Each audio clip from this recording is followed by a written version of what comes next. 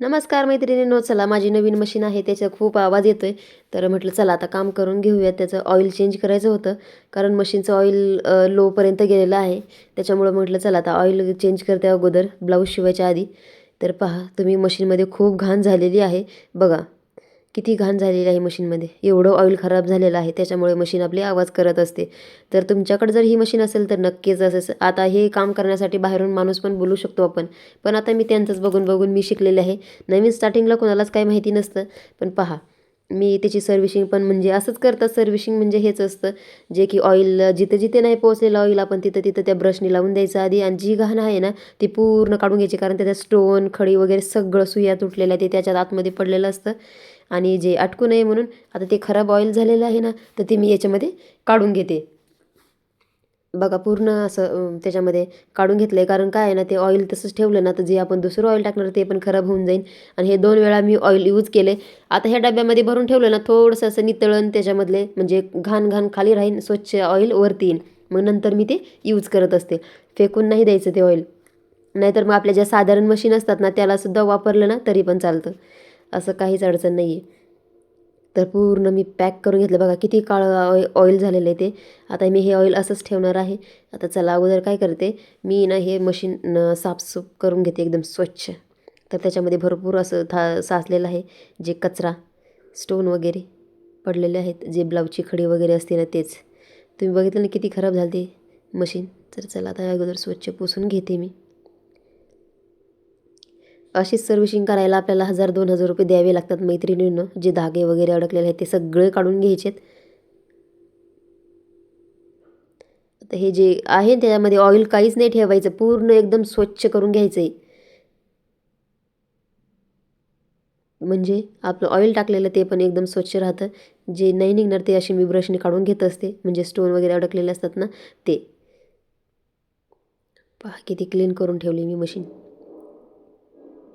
तुम्ही पण ही मशीन वापरत असाल तर नक्की असंच करा. आणि बाहेरून सर्व्हिसिंगसाठी कोणाला बोलवून घ्यायची काही गरज नाही आहे. तुम्ही स्वतः हे काम करू शकता जसं की मी करते. तर पहा एकदम क्लीन करून घेते मी मशीन ती ब्रशनी.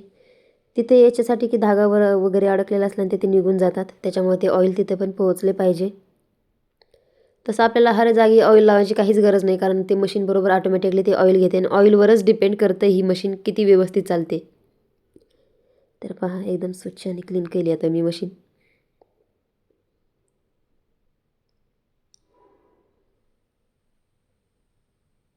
आपण पण थोडा आपल्या एवढी लक्ष्मी आहे जी एवढी साथ देते त्याच्यासाठी थोडासा वेळ का आपण काढायलाच हवा. बघा किती क्लीन केलं अगोदर कसं होतं ना आता बघा किती स्वच्छ केले मी. तर चला आता हे ऑइल आणले मी. 1 लिटर ऑइल आहे हे. तर 1 लिटर ऑइल त्याला पूर्ण लागतंच.